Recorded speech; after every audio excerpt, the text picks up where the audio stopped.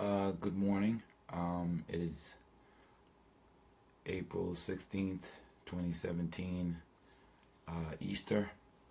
Good Friday just went by, and I was about to make a video about why I didn't think the president, being president, wasn't a hard job, and why it's overrated.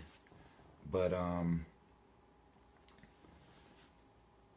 since it's Easter, and I realized that there's a big confusion, not only in this country, but around the world when it comes to major religions, I decided to make this video on this most hypocritical of holidays.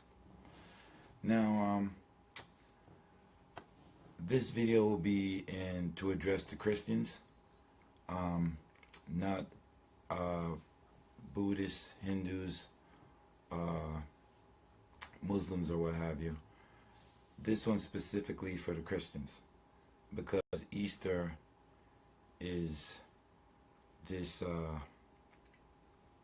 Christian holiday, and Christianity, to me, in my view, and not even in my view, if we go over history and go over the facts, Christianity to me is a weapon of mass destruction. It has killed more people than any gun, any alcohol, any drug, any bomb. Christianity is the number one weapon of mass destruction. I see guys like Sam Harris, Bill Maher, and all these Christianity apologists that want to constantly attack Islam, and I'm no Muslim apologist. I'm no defender of Islam. Excuse me, wrong way. There we go. I'm no defender of Islam. I'm no proponent of Islam. I think all religion is stupid. I think that they're all mechanisms for control of populations. They're population control tools. That's what religions really are, if you think about them. Now, specifically in terms of why, and specifically to the title, because I don't want you to think this is clickbait that I just got you to look up, just to make you look. I want to address why Jesus would not approve of Christianity. Why Jesus would not even approve of Christians. Now, you can ask my mother this, or my father. I was basically raised in the church. I could be a disciple. I know the Bible so well. I know, I was raised, I don't know if it was Baptist, but you had to be baptized, so maybe it was Baptist that I was raised in. Usually it always said like Church of God or something. It always was a church, and it ended, the suffix was always Church of God. But I'll call it Baptist. I'll say Baptist. I believe there's, I'll say 34 sects of Christians. There's 34,000 different factions of Christianity. Or is it 50,000? Let's go lower, because I don't want to make you guys feel like I'm over attacking. So I'll say there's 34,000 different factions of Christians. Now, what's strange about that is it only started out as one, which would be Catholicism. So, and then from Catholicism, we had that Martin Luther and his the Catholic Reformation, and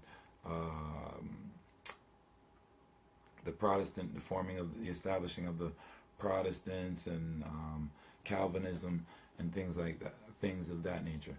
And then it just fractured from there. It's just all fractured from there. So not only does Jesus not approve, before I even go into why Jesus doesn't approve of Christianity, apparently Christians don't approve of Christianity, or else there wouldn't be 34,000 different, it wouldn't have splintered into 34,000 different groups of people disagreeing on what Christianity actually is and what it means to be a Christian. In specifically or particularly in Jesus' case, Jesus, and you can get your Bible if you like. Since it's a Sunday, get your Bibles. Because I don't want to say anything that you can't immediately open and check. According to the Bibles I've read, I don't know if you've read the Bible back and front, but I've read the Bible at least 4 times, completely, back to front. I thought Proverbs has a nice little, Proverbs in the Old Testament has some nice game for you guys who need help with being romantic with ladies. Proverbs has honey for your ear. But anyway, let's get to the New Testament. First off, Jesus freed people from the Old Testament.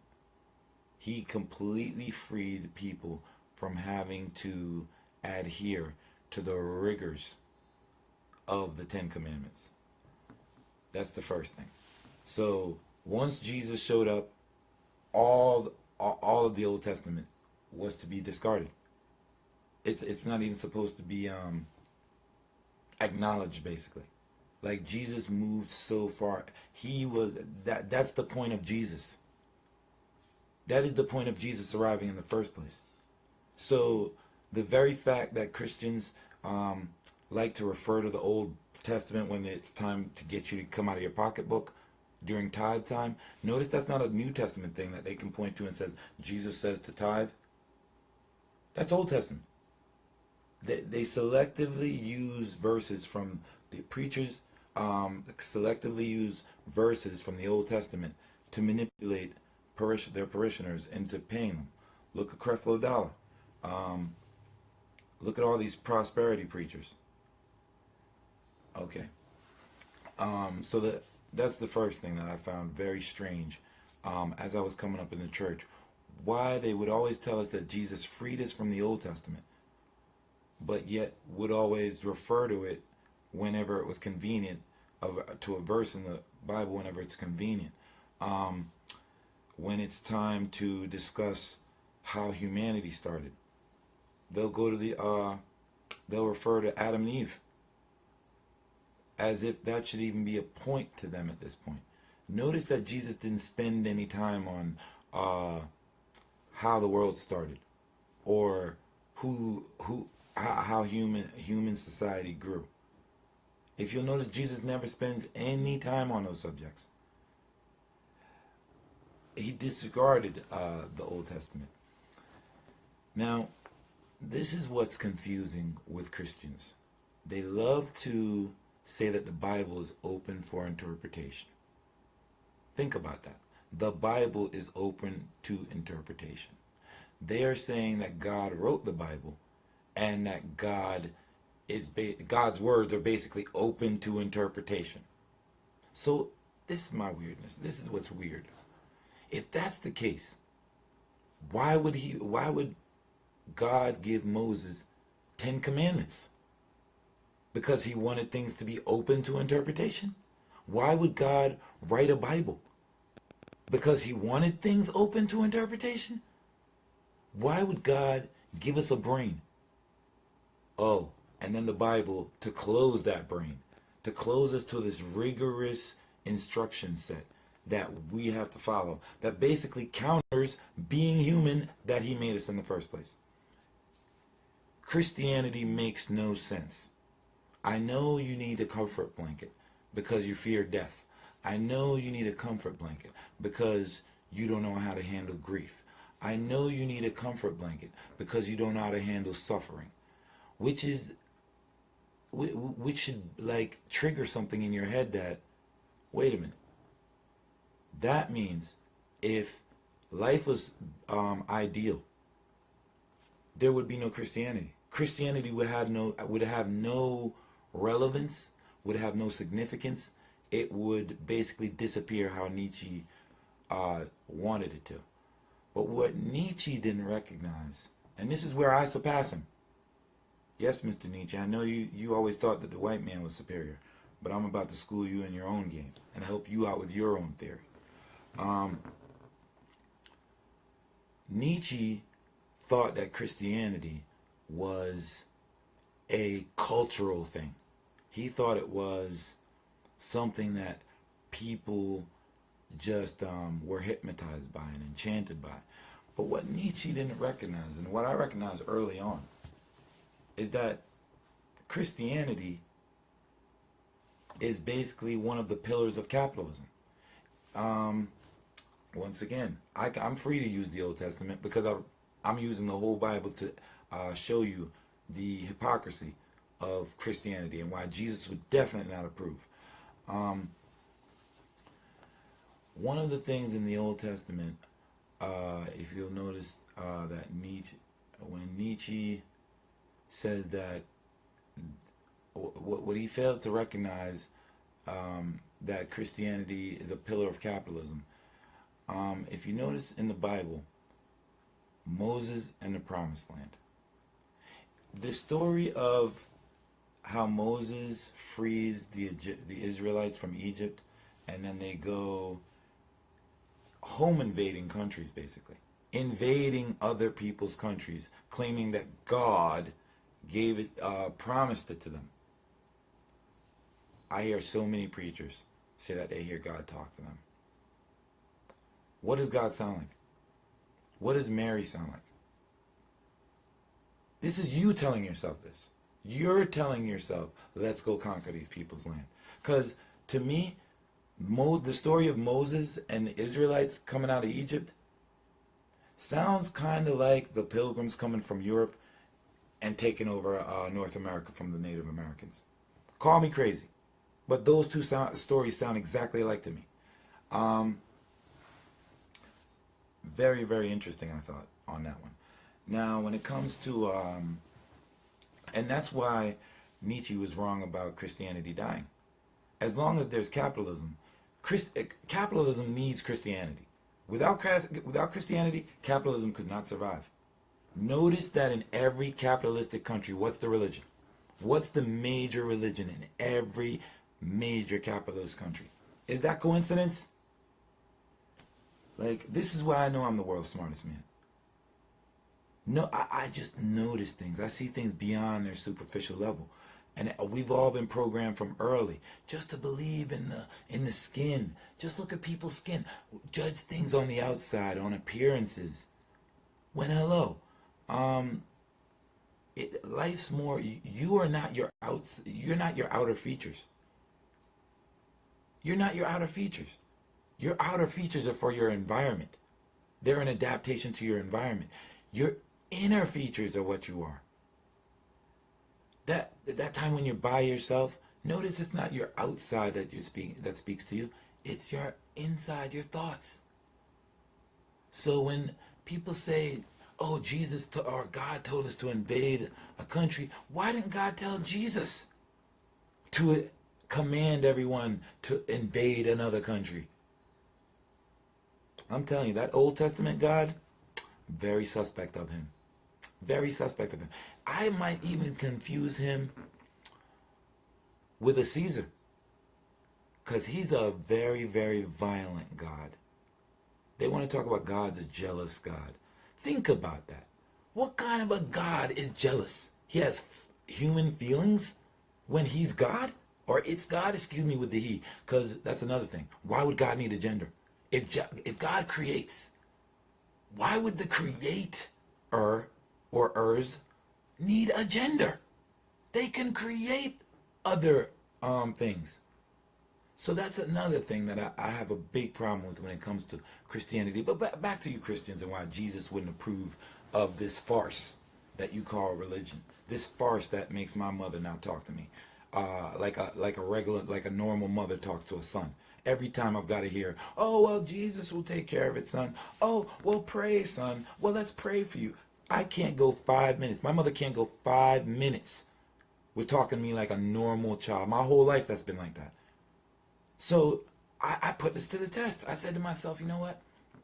Let me see if she loves me or she just loves me if I acquiesce to her religion. Looks like love is conditional. Looks like love is conditional up to the point of stupidity written in a book. First off, if God wrote a Bible, Why would he first write it in Hebrew and not translate it? Why wouldn't it automatically translate? Why doesn't, if God wrote a book to me, it would glow at nighttime. The words would glow at nighttime. Like if God wrote the Bible, it wouldn't have apostles' name on it. It wouldn't need disciples' name on it. Why would God need humans to write a book for him or it? Why would God need... God is so powerful that he created the whole universe, but he needed a human. He didn't need a human to help him with that, but he needed humans to help him write the Bible. God is so powerful to create the whole universe and the suns and the stars that he needs preachers to talk for him. 2 plus 2 is not adding up. I hate to be the one to shake you up out of your comfort zone. I get it. Lies are comfortable. Lies are comfortable. They're a nice, warm, fuzzy blanket you can warm yourself in whenever you want to run from the truth. Because the truth is hurt. It hurts. That's what it is. Truth hurts. And that's why we have this fake society that we do. That's why we have this fake human society. Every human society is fake. It's fraudulent. It's fraudulent.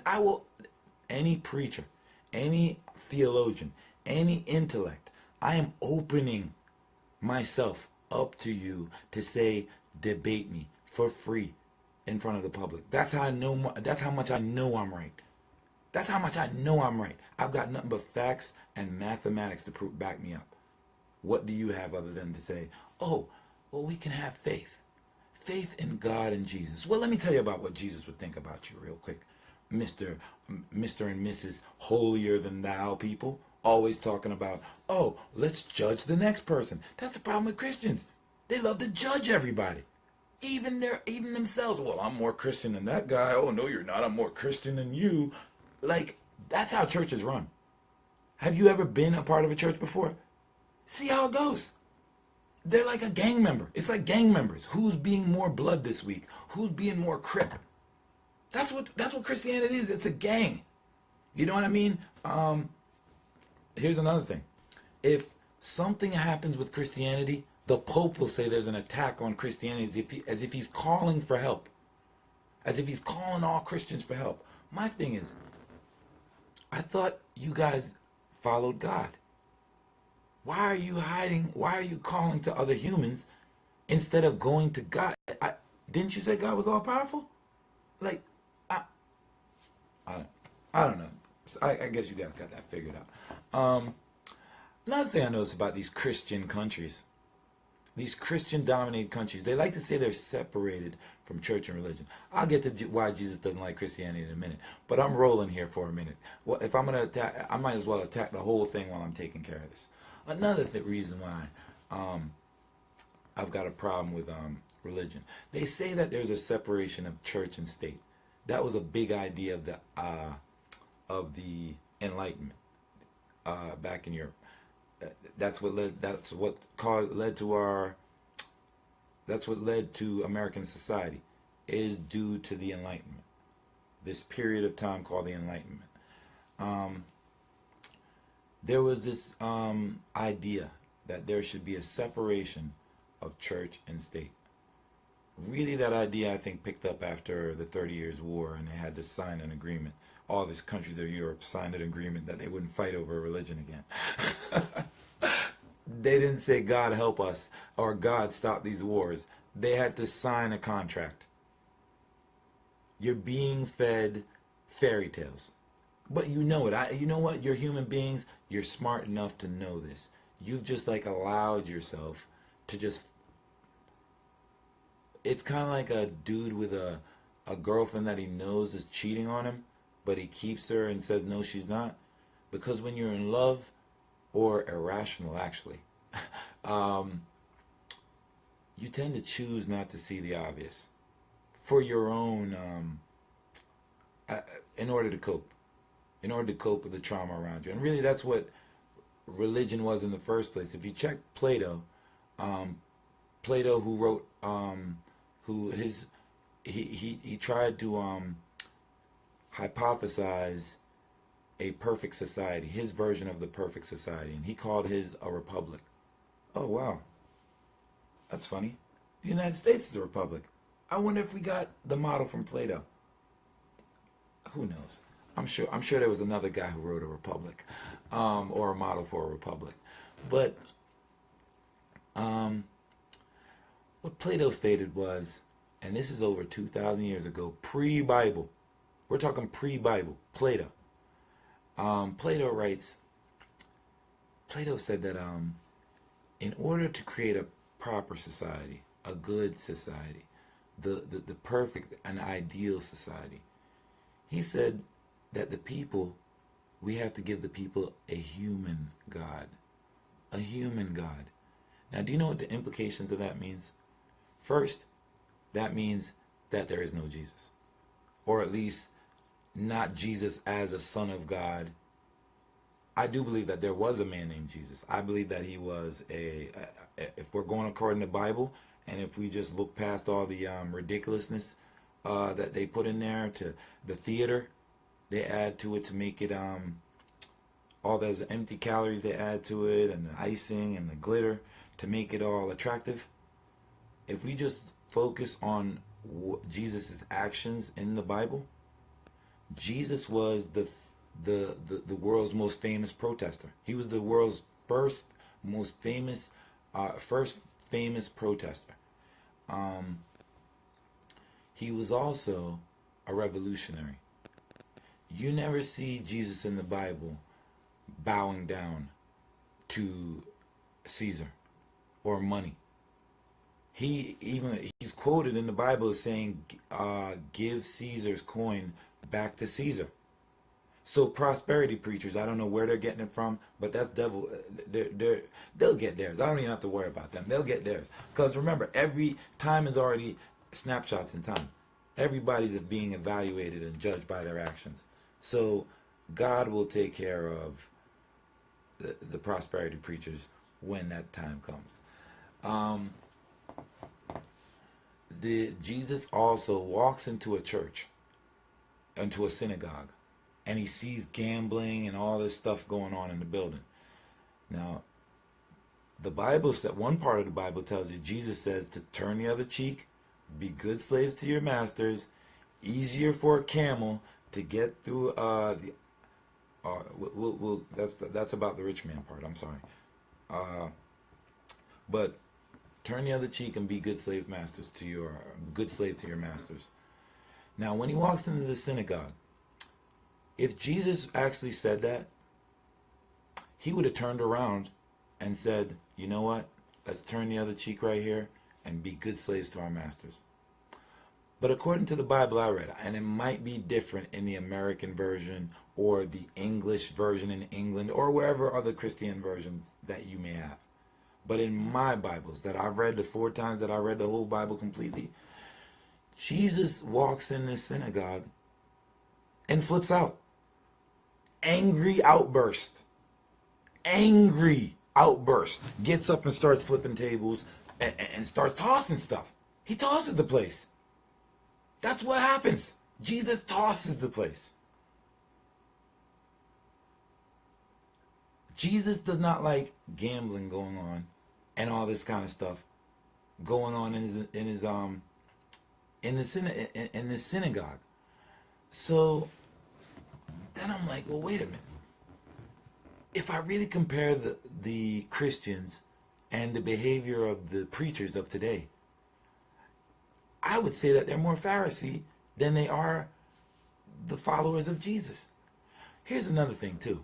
Do you notice in the Bible, the New Testament, when you read it, Jesus never carries the Bible? Jesus never once mentions the word Bible. Jesus never once mentions the word Christian. And Jesus doesn't say anything about homosexuals. A preacher said something to me about sexual morality, that Jesus says something about sexual immorality. Do you know how broad and generalized that is? That's a broad and generalized thing.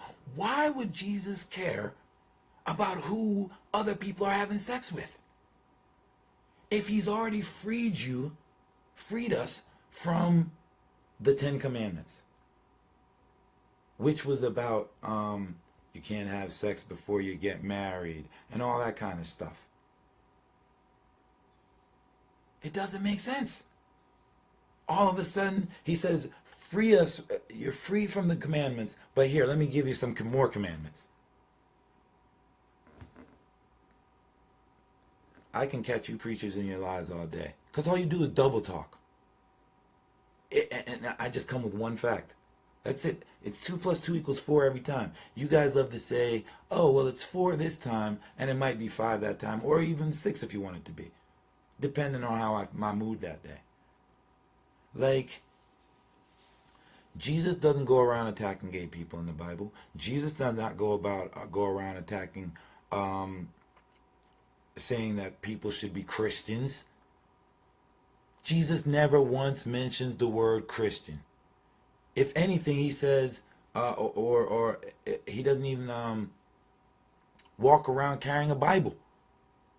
Jesus is never seen or ever heard of by Matthew, Mark, Luke, or John that he was walking around with a Bible.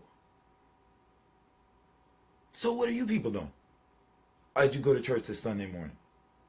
Who are you really following? Jesus stood up to the government. Remember the whole Pontius Pilate and stuff? He wasn't a preacher taking pictures with presidents. He wasn't a preacher hobnobbing with soldiers. He wasn't a preacher or holy man that went around hanging out with government officials and putting thumbs up to the economy. That's what these preachers are these days. What do you see around you? This is Babylon, man. I don't know how you people like live with yourselves in your minds with this or rationalize your behavior and then call yourselves Christians. Like it's. I used to have this friend that used to sell crack all Saturday night, but every day he'd be in church on Sunday morning. And you know what? That would be Christianity right there for you. That's why we love it here. It's the easy way out. It's the most convenient. In fact, I think that's the reason why they even came up with the New Testament in the first place. Because if we were all still living in the Old Testament, we might as well be Muslim. Because the Muslim religion and the Jewish religion, those things are so rigorous. How people have to live in them. You know what I mean? And it's funny how Christianity came out of Judaism. Islam came out of Judaism. But the Jews killed Jesus. And the Jews, look what's going on over with the Muslims today. Thanks to good people by the Jews. That's another thing. I should do a whole video on why do we allow people who listen to, like, we all know how violent the Old Testament is, how disgustingly incestual the Old Testament is, and all the crap that is in the Old Testament. Yet, imagine listening to just the Old Testament all of your life. That's what the Jews have been doing all their life. The Old Testament is basically saying I'm better than you. To be a Christian means that I'm better than you. That's what it means. That's what it means. Once you become a part of one of these gangs that calls themselves a religion, or one of these cults that calls themselves a culture, because that's it's the funniest thing in the world to me to hear a Christian call something else, like when they were like looking at David Koresh and calling him a cult. Like, have you been in a church and seen how they perform and see what they do in there? It's ritualistic. It's all kind of incantations and elixirs. Oh, I'm 5 years old listening to songs about washing in the blood. Rivers of blood. All this stuff about blood. This is what they're programming little kids with. They're desensitizing little kids to war early. Desensitizing them to people taking things unfairly early. So you get conditioned to accept it as an adult. That's the reason why we accept invading the Middle East and talking about, oh, well, we're going there to bring order. We've been there since the 30s, 40s. How's that order looking over there? Christianity has been here over 2,000 years. How's the world looking? And if you think there's a separation of church and state, by the way, that's what I wanted to get to. All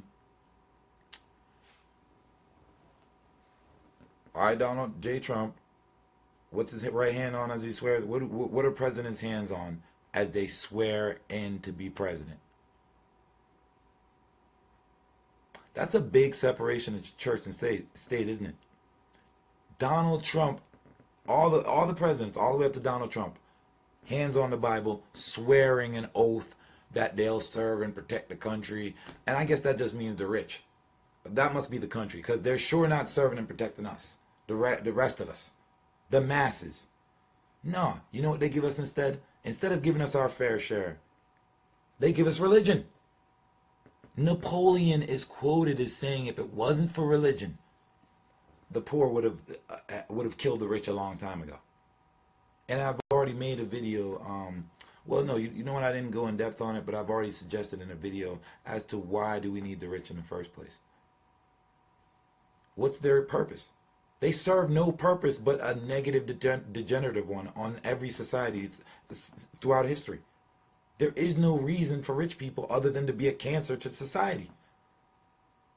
But you know who love those rich people and loves to protect them? The preachers. You see them in their fancy cars, dressing better than their parishioners. You know, it'll be a big house. And if God's not blessing you the same way, guess what? You're not praying hard enough.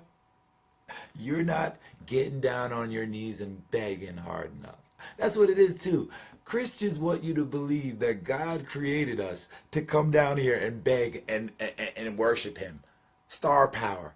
God created fans. That's how egotistical God is. God needed fans. And you people bought that line. What's my man? You bought that line. You bought that line. What movie is that from? It's Scarface. It's Scarface. I think you want me to believe Oma was a stupid because Sosa said so? You bought that line. Like, really, man? Think about what you're saying. Basically, we're saying that God is like an egotistical, narcissistic entity that decided to create a whole universe and then put people on one planet. Because no matter how much we want to talk about, oh, well, there's got to be life on other planet, we'd be this, that, and the third to be thinking that. Listen, dude, there's no life nowhere close to us. That's what we do know for sure.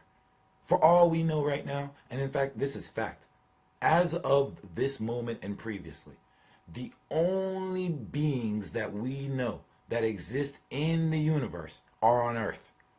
So let's quit with the alien stuff, man. That's another thing that religion makes you do. It makes you reject logic and accept stupidity. Only religion will make you do that. It will make you go against your own actual God-given ability to calculate. And says, no, let me put aside my ability to calculate for faith. For faith. How come I don't ever see none of you Christians give up your cell phones for faith? Give up your house for faith. Give up your cars. But guess what Jesus said to the rich man who wanted to follow him? I'm waiting. You got to give that stuff up. There is no being, oh, I'm rich and I'm Christian. The two do not, those are two, they can't be conflated.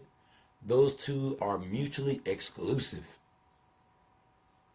Mortal enemies. Wealth and Jesus are mortal enemies. That's what my Bible says. That's my Bible. I know you're not paying me and I'm not asking you for tithes. So I just figured I'd offer you this free truth.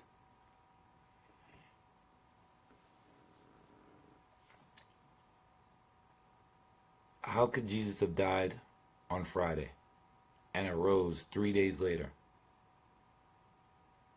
Wouldn't that be Monday? Wouldn't that be Monday? If he died Friday night, let's call it Friday evening. Do the math with me. Do the math with me. How many days is that? Saturday evening, 24 hours.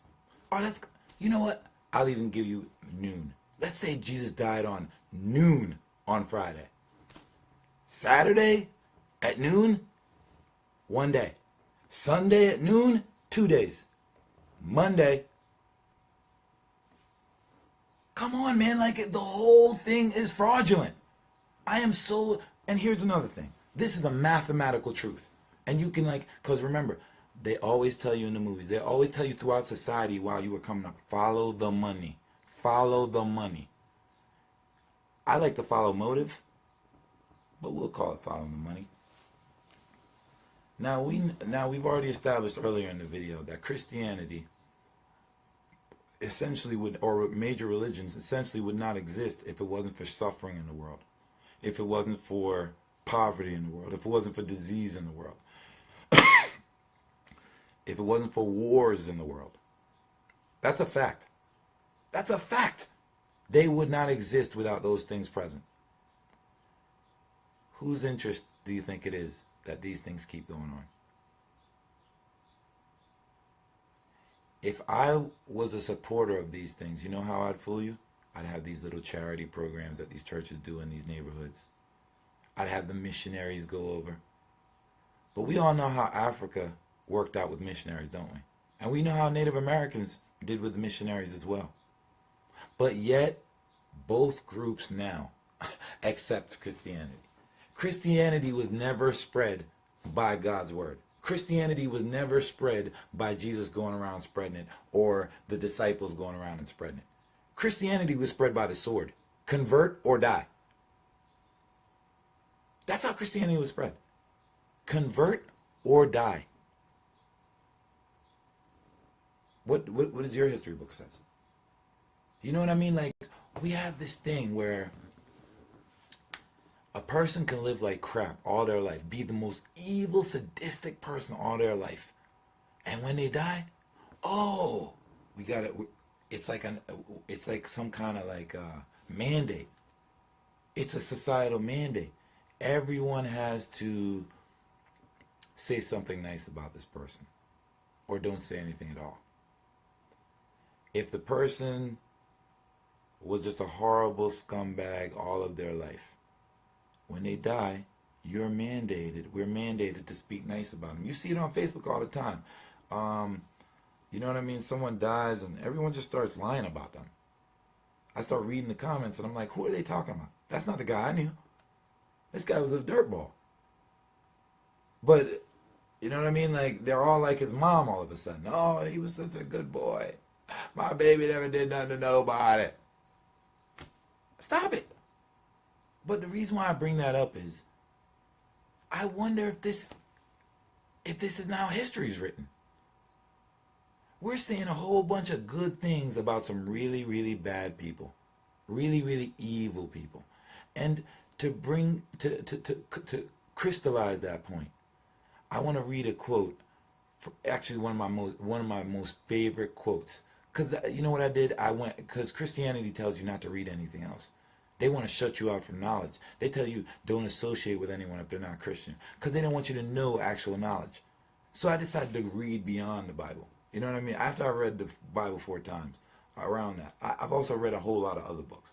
And here's a quote that I think describes history perfectly and how it's written. It's by Sir John de Burgh Acton. Sir John de Burgh Acton. He was an admiral way back in the 1800s sometime. He's the guy who's quoted as saying, power tends to corrupt and absolute power corrupts absolutely.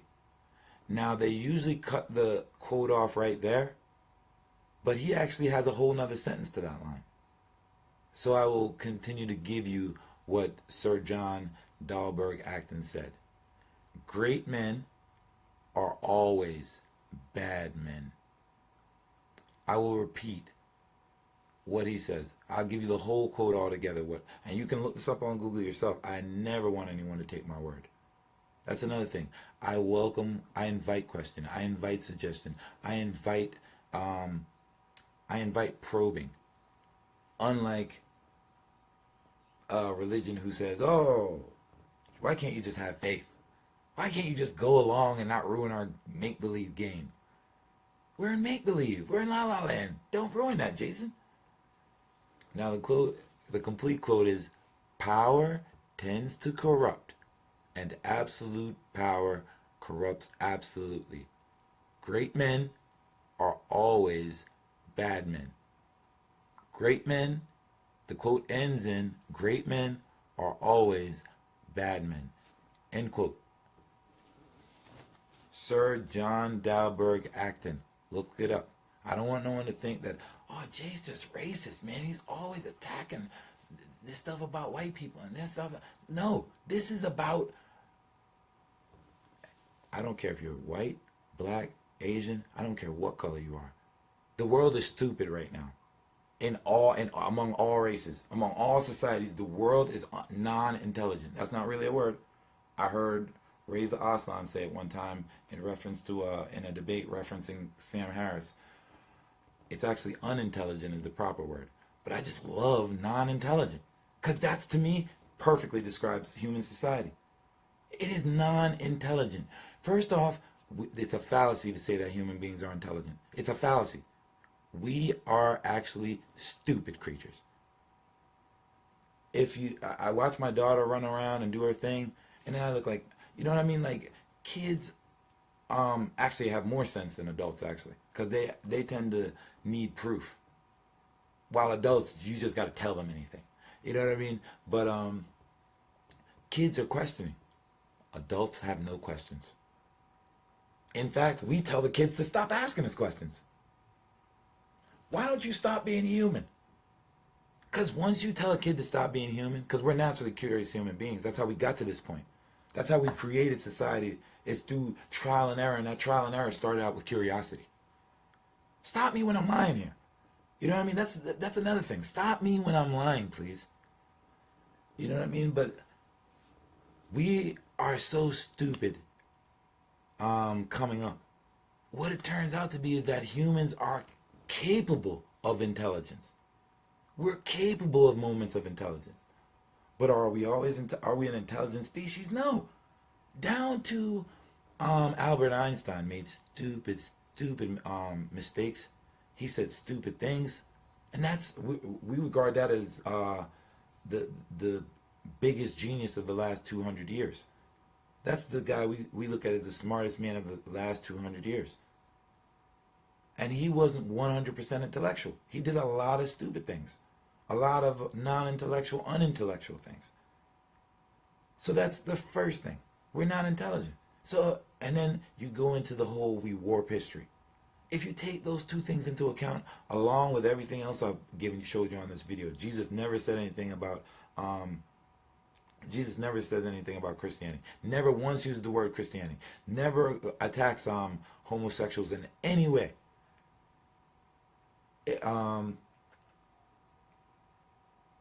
Never wanted to be known as a Christ.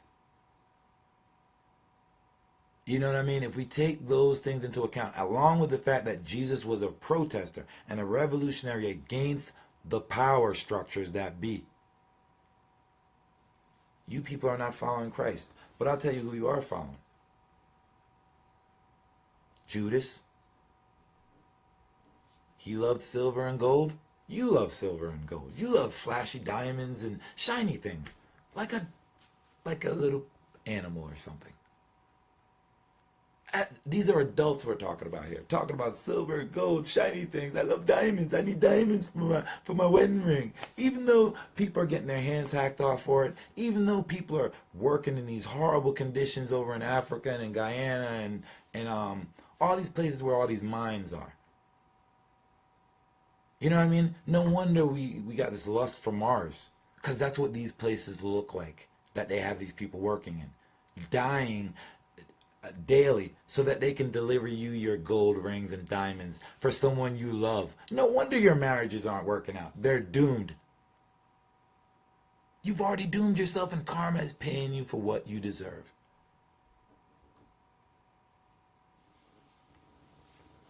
Jesus does not approve of Christianity. Christianity is not connected to Jesus. It is more connected to Judas. And Judas, the betrayer of Jesus.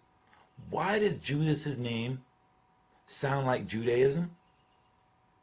Am I the first one to make that connection?